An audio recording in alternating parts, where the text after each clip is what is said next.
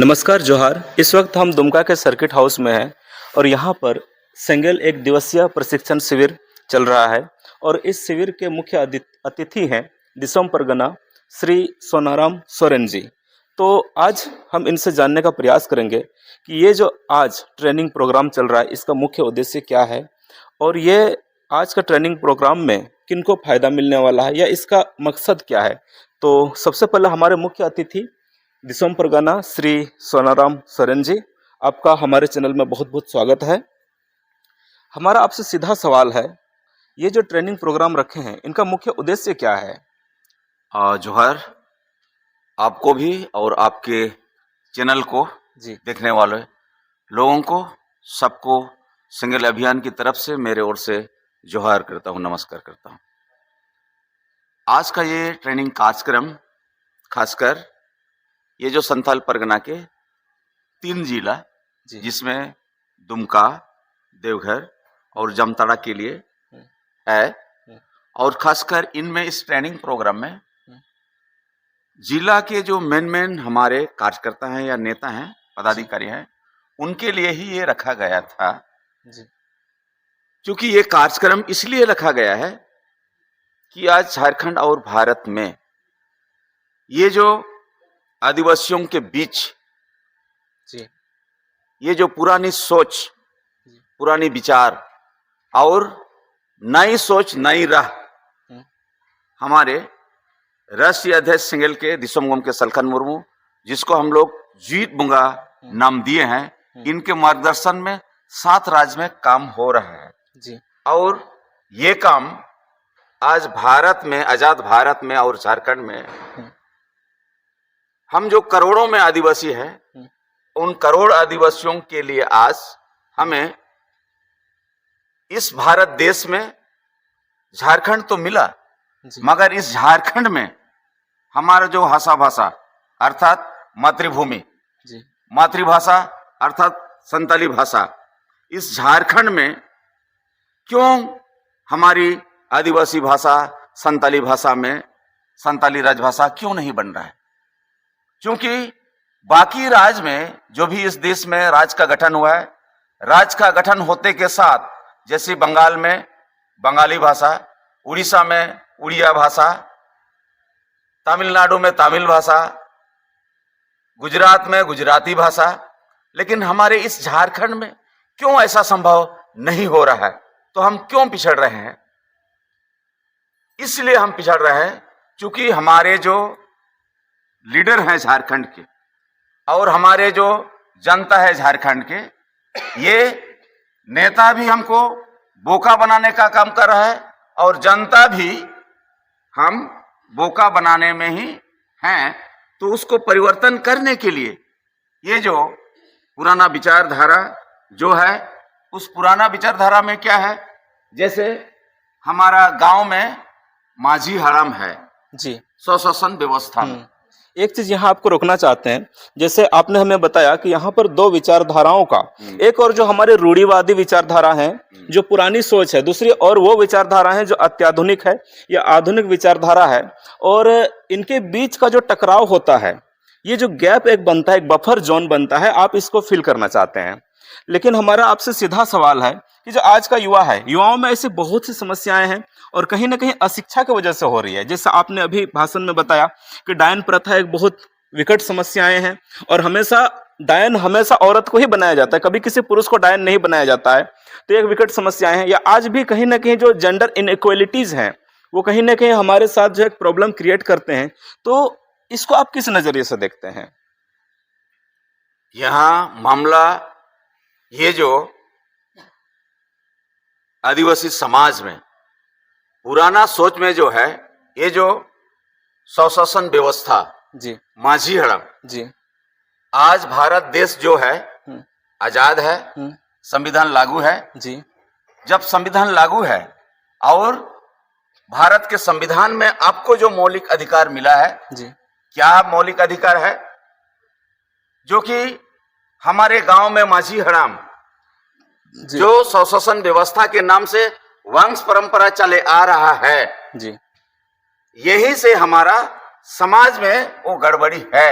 क्योंकि ये जनतंत्र नहीं समझते हैं, जी संविधान कानून मानवाधिकार को नहीं समझते हैं। जी और इसीलिए गांव समाज में संविधान कानून मानवाधिकार यदि लागू नहीं होगा तो वहां आदिवासी समाज को उस गुलामी के जकड़ में रहना पड़ेगा।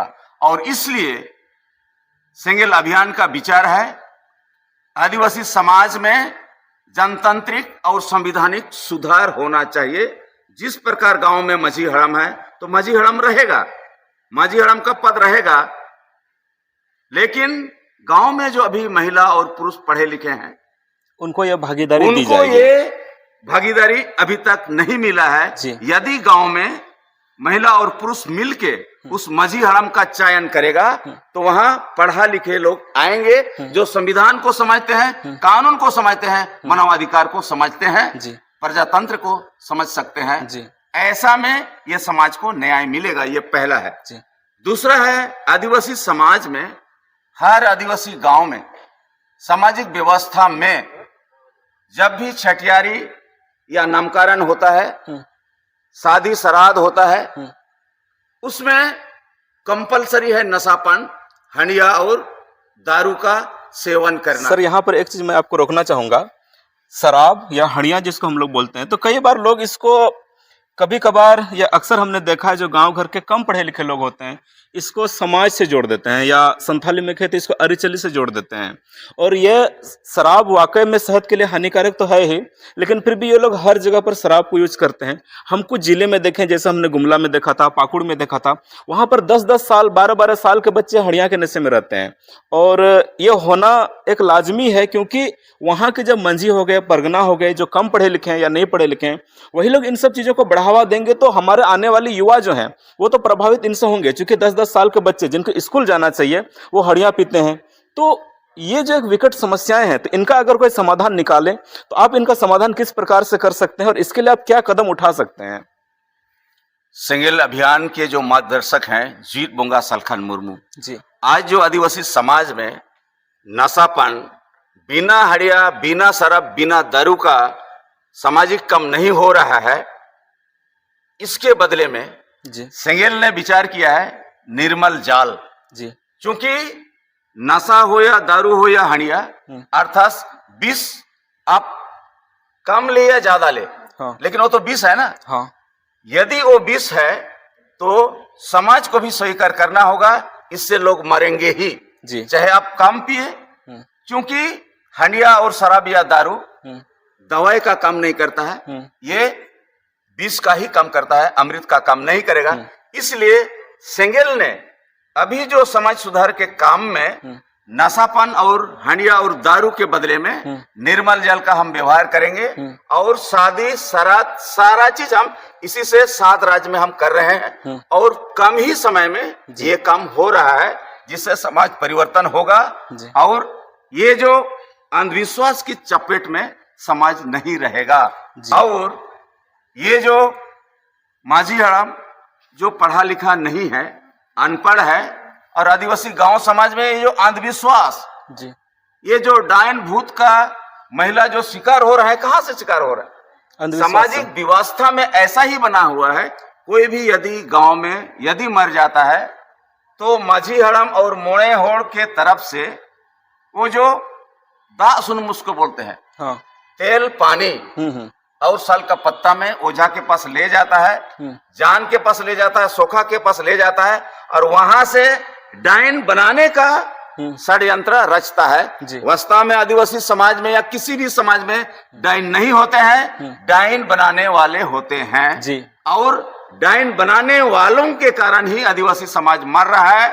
हम महिला मेरी माँ है, बहन है, सिस्टर है, लेकिन कैसे मेरी माँ डायन हो सकती है? ये बहुत अच्छी बात उन्होंने कही है कि ये हम पहली बार ये हम अपने चैनल के माध्यम से बता रहे हैं कि डायन जैसा कोई चीज होती नहीं। और जो लोग इन अंधविश्वास में फंसे हुए हैं ना, तो हम आपको बता दें ऐसे डायन भूत पिशाच ऐसा कुछ नहीं होता है। ये कहीं ना कहीं हमारे जो अनपढ़ गंवार जो मंझी हैं, इन लोगों को जो है औरत को शोषण करने का एक बहाना बना लिया है कि इसको डायन बोलो, इसको ये बोलो, इनको वो बोलो, ताकि हम किस प्रकार अपने ही समाज के, अपने ही स्त्रियों पर शोषण कर सके। तो सर आपसे ये जो आप बताएं, ये अत्यंत सराहनीय कदम है। आपसे हमारा आखिरी सवाल होगा, हम चाहते हैं कि आज का युवा शिक्षित हो, हम चाहते हैं कि आदिवासी वकील बने, हम चाहते हैं कि आदिवासी डॉक्टर बने, हम चाहते हैं कि आदिवासी इंजीनियर बने, हम चाहते हैं कि आदिवासी एक्टर बने, मगर होता क्या है कि हमारे यहाँ के जो आदिवासी एक बार आरक्षण के दम पर जब नौकरी पा लेता है, फिर वो अपने ही आदिवासी भाइयों और बहनों को भूल जाता है। तो आप उन लोगों को क्या कहना चाहेंगे, और उन लोगों के साथ ऐसा मतलब क्या कारण है कि वो लोग ऐसा बर्ताव करते हैं कि वो लोग आदिवासी समाज से पढ़ लिख करके ऊपर उठ जाते हैं, हमारे संविधान के द्वारा दिए गए आरक्षण के दम पर नौकरी भी कर लेते हैं, फिर एक समय के बाद वे लोग हम आदिवासी भाई बहन को भूल जाते हैं। तो उसको आप किस नजरिए से देखते हैं? मैं कम शब्दों में जी आपका चैनल से माध्यम से ये बताना चाहूंगा, जी चाहे वो अनपढ़ हो, जी चाहे वो डॉक्टर, इंजीनियर, आईएएस, आईपीएस हो, कोई भी हो, जी आरक्षण का लाभ से नौकरी करे या ना करे, ये जो समाज सुधार में जी। सिंगल की तरफ से जो 5 पॉइंट है, जी। इन पर यदि काम नहीं करेंगे हाँ तो समाज मारेंगे आज नहीं तो कल। वही मैं 5 पॉइंट बताने का कोशिश कर रहा था। जी। उसमें था पहला पॉइंट जो था, हाँ, शॉर्ट ये से जो बताइएगा। जी गांव में स्वशासन व्यवस्था है, ठीक। उसमें जनतांत्रिक और संवैधानिक सुधार हो, जी ताकि रुमु बुलु दंडनम सामाजिक बहिष्कार, महिला विरोधी मानसिकता, ये काम नहीं हो। जी दूसरा है नशापन, जी। नशा के बदले में आपका निर्मल जल से कम होगा। जी 3 नंबर में है ये जो वोट और राजनीतिक का महत्व आदिवासी समाज में। हाँ। आज तक आदिवासी समाज में वोट का मतलब हंडिया दारू चखना, धोती साड़ी, फुटबॉल जर्सी ही हुआ है। हाँ। वोट का मतलब अधिकार, वोट का मतलब संताली भाषा झारखंड में राजभाषा, वोट का मतलब कोई भी आदिवासी भाषा से पढ़ाया और लिखा है, शिक्षक का बहाली हो, और वोट का मतलब सरना धर्म कोड, और वोट का मतलब जल जंगल जमीन। इसके लिए आदिवासी समाज वोट नहीं किया है। तो वोट और राजनीति का महत्व को भी समझना होगा। चौथा नंबर में है ये जो आदिवासी समाज में जितना हम पुरुष हैं उतना ही महिलाओं की भी भागीदारी है। होनी चाहिए। लेकिन समाज में जो भागीदारी और संवैधानिक अधिकार, जो समानता का अधिकार, ये समाज में नहीं हो रहा है। क्यों नहीं हो रहा है? हम यदि पुरुष जाहिर थान जाते हैं, मस्जिद जाते हैं पूजा करने, तो महिलाओं को नहीं दिया जाता है, क्योंकि महिला जाने से ही डायन करार देंगे, नाजोम करार देंगे, आप काराज बन सकते हैं, आप नहीं जा सकते, आपको जाने का अधिकार नहीं है। इसका मतलब सरना धर्म पुरुषों के लिए है, महिलाओं के लिए नहीं है। ये गलत है जी जितना हम पुरुष हैं उतना ही महिला है। यदि हम पुरुष और महिला मिलके परिवार बनाते हैं, समाज बनाते हैं, तो समाज का जितना भी क्रियाकलाप है, जितना भी संवैधानिक अधिकार है, हम महिला और पुरुष को साथ देंगे और अधिकार दिलाने का हम काम करेंगे। जी लास्ट पॉइंट है, ये तो आदिवासी गांव समाज में बहुत सारे पढ़े लिखे हैं। अभी गांव-गांव से हम स्कूल भेज रहे हैं, कॉलेज भेज रहे हैं। गांव में डॉक्टर भी है, इंजीनियर भी है, मास्टर भी है, आईएएस आईपीएस भी है, बीडीओ सीओ भी है। हाँ। आज तक ये जो समाज में नशापान, अंधविश्वास, महिला विरोधी मानसिकता, वोट की कर चल रहा है, उस पर यदि पढ़े लिखे लोग तान मन धन से समाज सुधार में सेंगेल या कोई भी संगठन को सहयोग नहीं करेंगे, तो आदिवासी समाज मरेंगे, नहीं बचेंगे।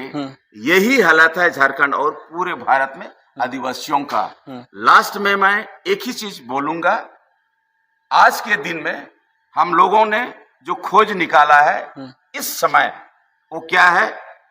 ओल गुरु गोमके रघुनाथ मुर्मू, जिन्होंने हमें लिपि दिया संथाली ओलचिकी, साथ ही साथ दिसोम गुरु शिबू सोरेन।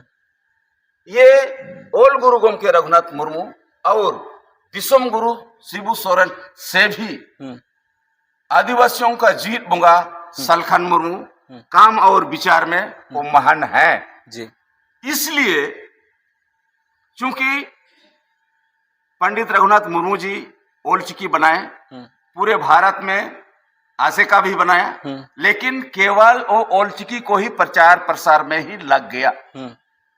तो बाकी जो समाज का विकास होना चाहिए था वो कहीं ना नहीं कहीं हो पीछे पाया। रह गया था। दूसरा बात है, ये जो शिबू सोरेन भी दिसोम गुरु जिसको बोलते हैं, लेकिन ये जो झारखंड और भारत में कोई भी विद्वान हो या कोई भी हो, मातृभूमि और मातृभाषा जो है वो स्वर्ग से भी बड़ा होता है। हाँ। लेकिन इन विद्वानों ने, जिसको हम दिसुम गुरु बोल रहे हैं, क्योंकि यदि 1993 में ये यदि कांग्रेस सरकार से 3.5 करोड़ में झारखंड को नहीं बेचता तो आज सोना का झारखंड बनता। इसी झारखंड में हम संताली भाषा को राजभाषा बना सकता था। और इसी झारखंड में जब झारखंड बना, उसी समय ये दिसुम गुरु क्या बोला कि डोमिसाइल आरक्षण बेकार और बकवास है, बिहारी मेरा बड़ा भाई है, और ये संताली भाषा आप भी बोल रहे हैं, हम भी बोल रहे हैं, तो मान्यता का क्या जरूर है। सलखन मुर्मू आपको ठाक रहे हैं, और आप ये जो रेल रोकवा रहा है सलखन मुर्मू, आपका जान भी जा सकता है। तो ऐसा दिसुम गुरु होता है क्या? जिस दिसुम गुरु, यदि वो दिसुम गुरु है सच में, तो झारखंड को 3.5 करोड़ में पीवी नरसिंह राव के हाथों नहीं बेचता जी। और इसीलिए हम कह सकते हैं, ये जो मातृभूमि और मातृभाषा, आज यदि सलखन मुर्मू जी संसद नहीं बनते तो भारत के संविधान में 8वीं अनुसूची में संताली भाषा को मान्यता नहीं मिलता। आज यदि सलखन मुर्मू संसद नहीं बनता, सीधो मुर्मू, कानू मुर्मू का जो 6 अप्रैल 2002 को डाक टिकट जारी हुआ नहीं होता, और झारखंड में 32 साल बाद जो पंचायत चुनाव नहीं हुआ, ये भी नहीं होता, क्योंकि ये सुप्रीम कोर्ट से जीत के लाया और आज पंचायत चुनाव हुआ। लेकिन झारखंड सरकार अभी भी पेशा को लागू क्यों नहीं कर रहा है? कौन पकड़ के रखा है? क्योंकि उनके पिताजी को, न ही हेमंत सोरेन को भाषा और साहित्य को मालूम है, क्योंकि इन्होंने ही ये जो हमारे मरंगबुरु परसनाथ को 5 जनवरी 2023 को बेच दिया जैन के हाथों। जो आदमी झारखंड को भी बेचेगा, जो आदमी आदिवासियों का देवता मरंगुबी को भी बेचेगा, उससे बेईमान इस धरती और इस दुनिया में कोई नहीं हो सकता है। ये हम चैलेंज करते हैं सेंगल की तरफ से। बहुत बहुत धन्यवाद। आपका जो आपके विचार हैं वो काफी सराहनीय है।